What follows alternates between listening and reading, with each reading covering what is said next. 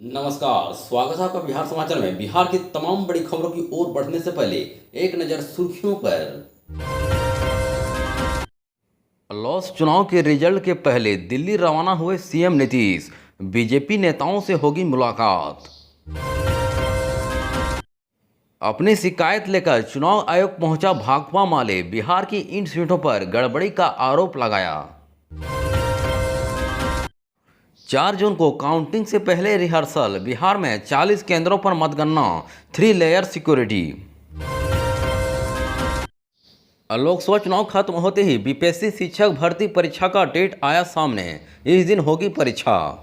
अगर आप चैनल में नए हैं तो आपसे छोटी सी अनुरोध है कि चैनल को सब्सक्राइब जरूर कर दें। अब चलिए बढ़ते हैं बिहार की तमाम छोटी बड़ी खबरों की ओर विस्तार से। इस वक्त की बड़ी खबर है कि लोकसभा चुनाव 2024 अब संपन्न हो गया है और 4 जून को नतीजे आएंगे। लेकिन एकजुट पोल के नतीजों में एनडीए को प्रचंड बहुमत मिल रहा है और एक बार फिर से नरेंद्र मोदी पीएम बनने जा रहे हैं। वहीं इसी बीच बिहार के मुख्यमंत्री और एनडीए के सहयोगी जेडीयू के अध्यक्ष नीतीश कुमार आज दिल्ली दौरे पर निकल गए हैं। बता दें कि सीएम नीतीश कुमार आज पटना से दिल्ली के लिए रवाना हो गए हैं। इस दौरे को नीतीश कुमार की निजी यात्रा बताया जा रहा है। हालांकि इस बात की सूचना मिल रही है कि वह एनडीए के कई नेताओं से मुलाकात कर सकते हैं। बीते 1.5 महीने से सीएम नीतीश चुनाव प्रचार में व्यस्त थे। वहीं इस दौरान उनकी तबीयत भी बिगड़ी थी, जिसके चलते वह प्रधानमंत्री नरेंद्र मोदी के वाराणसी में नामांकन कार्यक्रम में भी शामिल नहीं हो पाए थे। दरअसल तमाम न्यूज चैनल्स और एजेंसियों के एग्जिट पोल को जेडीयू ने सराहा है। वहीं जेडीयू के राष्ट्रीय प्रवक्ता केसी त्यागी ने कहा कि अब विपक्ष ईवीएम पर ठिकरा फोड़ेगा। बिहार के एग्जिट पोल में बीजेपी, जेडीयू, लोजपा, रामविलास के एनडीए की भारी जीत का अनुमान है। वहीं आरजेडी, कांग्रेस और वाम दलों के महागठबंधन 10 सीटों तक भी पहुंचना मुश्किल नजर आ रहा है। वहीं पिछले चुनाव के मुकाबले 2024 के चुनाव में एनडीए को कुछ सीटों का नुकसान हो सकता है। वहीं तेजस्वी यादव की आरजेडी का खाता इस बार खुलता नजर आ रहा है। बिहार में एनडीए को 29 से 33 सीटें, जबकि महागठबंधन को 7 से 11 सीटों पर जीत मिलने का अनुमान लगाया गया है। हालांकि लोकसभा चुनाव 2024 के वास्तविक नतीजे 4 जून को आएंगे। इस बात की बड़ी खबर है कि लोकसभा चुनाव के 7 चरणों की वोटिंग संपन्न होने के बाद भाकपा माले अपनी शिकायत लेकर चुनाव आयोग पहुंच गई है। वहीं सीपीआई ने आरोप लगाया है कि लोकसभा चुनाव के दौरान बिहार की ज्यादातर बूथों पर फॉर्म 17C उपलब्ध नहीं कराया गया। इस मामले को लेकर भाकपा माले ने दिल्ली और पटना में चुनाव आयोग से शिकायत की है और 17C को सार्वजनिक करने की मांग की है।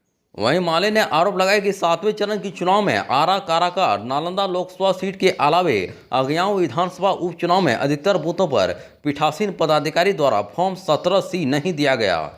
अब बता दें कि भाकपा माले के राष्ट्रीय महासचिव दीपंकर भट्टाचार्य और केंद्र कमेटी के सदस्य राजीव डिमरी ने दिल्ली में भारत निर्वाचन आयोग से शिकायत की है, जबकि पोलित ब्यूरो सदस्य संजय शर्मा और मीडिया प्रभारी परवेज ने बिहार में मुख्य निर्वाचन पदाधिकारी को ज्ञापन सौंपा है।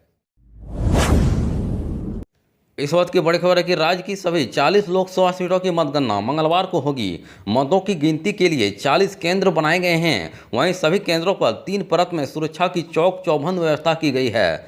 बता दें कि तीनों परत में अलग अलग स्तर के सुरक्षा बल तैनात हैं। पहली पंक्ति में ज़्यादातर केंद्र सुरक्षा बलों के जवान रहेंगे।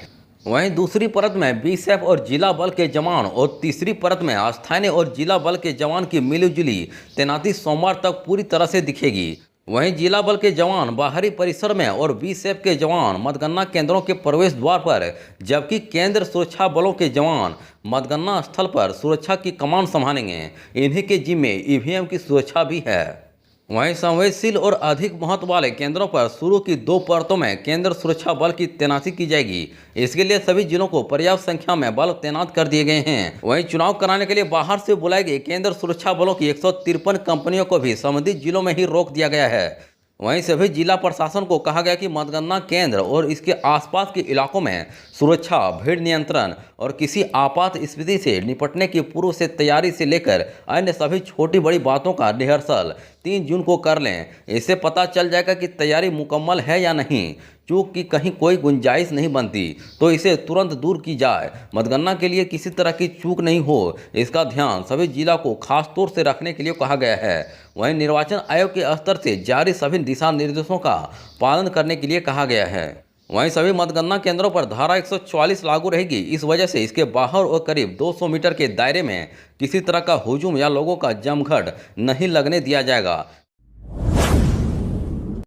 इस वक्त की बड़ी खबर है कि बिहार में शिक्षक भर्ती परीक्षा 3 की तारीख आ गई है। 27 जून से 30 जून तक एक पाली में परीक्षा आयोजित की जाएगी। इसको लेकर बीपीएससी ने सभी जिलों के डीएम को पत्र भेजा है। वहीं वर्ग 1 से 5, वर्ग 6 से 8 और वर्ग 9 से 10 और वर्ग 11 से 12 के लिए फिर से परीक्षा होगी। सभी डीएम से 6 जून तक परीक्षा केंद्रों की सूची मांगी गई है। मालूम हो कि पटना हाईकोर्ट ने 29 मई को शिक्षक भर्ती परीक्षा पर रोक लगा दी थी। वहीं री एग्जाम से पहले हाईकोर्ट ने गेस्ट फैकल्टी को अनुभव के आधार पर वेटेज नहीं देने को लेकर स्टे लगाया था।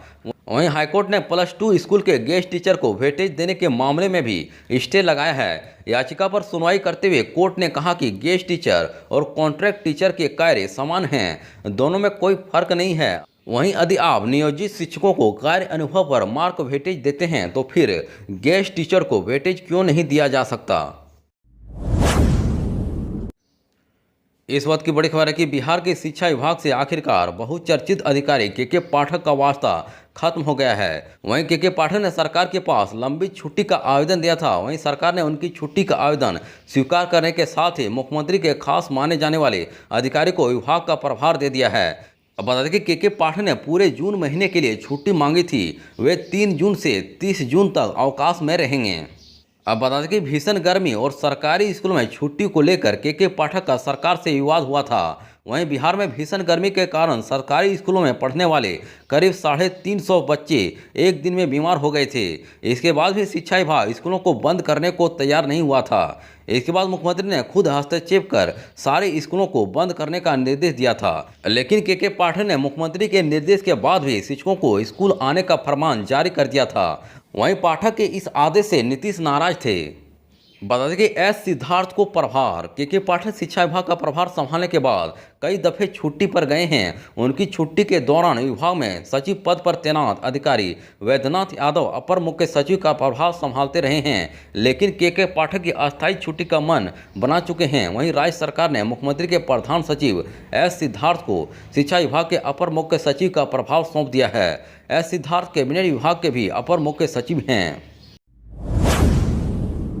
इस वक्त की बड़ी खबर है कि राष्ट्रीय उच्च पथ संख्या 30 पर दीदारगंज के समीप स्थित पटना बख्तियारपुर टोल प्लाजा पर रविवार की आधी रात यानी कि 3 जून आरंभ होते ही अधिक टोल टैक्स होगा। बता दें कि यह निर्णय सड़क परिवहन और राजमार्ग मंत्रालय द्वारा ली गई है। 1 अप्रैल से लागू होने वाली नई दर पर लगाई गई रोक सड़क परिवहन और राजमार्ग मंत्रालय द्वारा हटा ली गई है। अब वाहनों में लगे फास्टैग से बढ़े हुए दर से ही टैक्स की कटौती होगी। दरअसल टोल प्लाजा के महाप्रबंधक BN चौधरी ने बताया कि टोल टैक्स में बढ़ोतरी 2.5 से 3% यानी कि 5 से 30 रुपये तक की गई है। वहीं पटना बख्तियारपुर टोल प्लाजा से रविवार की आधी रात यानी कि 3 जून आरंभ होते ही टोल टैक्स अधिक देना होगा। वहीं 1 अप्रैल से लागू होने वाली नई दर पर लगाई गई रोक सड़क परिवहन और राजमार्ग मंत्रालय द्वारा हटा ली गई है। वहीं टोल प्लाजा के 20 किलोमीटर के दायरे में रहने वालों को वाहन के लिए अब मासिक 340 रुपये देना होगा। वहीं महाप्रबंधक ने बताया कि पटना बख्तियारपुर टोल प्लाजा से 24 घंटे में लगभग 20,000 वाहनों की आवाजाही होती है। वहीं यहां से गुजरने वाले 95% वाहनों में फास्टैग टैग लगा है। अब फास्टैग टैग से भी पहले की तुलना में अधिक पैसे चुकाने होंगे। इस वक्त की बड़ी खबर है कि बिहार को लेकर लगभग सभी न्यूज एजेंसियों के एग्जिट पोल आ चुके हैं। इस दफे में एग्जिट पोल में एक बात सामान्य है कि बिहार में मोदी नीतीश की जोड़ी हिट साबित हुई है। एक बार फिर से एनडीए को 30 से ज़्यादा सीटें मिलने का अनुमान है। वहीं अब सबसे बड़ा सवाल चिराग पासवान को लेकर हो रहा है। आखिरकार 5 सीटों पर चुनाव लड़ने वाली चिराग पासवान की पार्टी का क्या हुआ। मालूम हो कि इस सर्वे में चिराग पासवान की स्ट्राइक रेट 100% है। उनकी पार्टी ने 5 सीटों पर चुनाव लड़ा और सर्वे में 5 सीटें उनके खाते में जाती दिख रही है। वहीं अपने पिता रामविलास पासवान की लेगेसी को संभालने में वह कामयाब दिखते नजर आ रहे हैं। चिराग पासवान फिलहाल सभी सीटों पर बहुमत में नजर आ रहे हैं।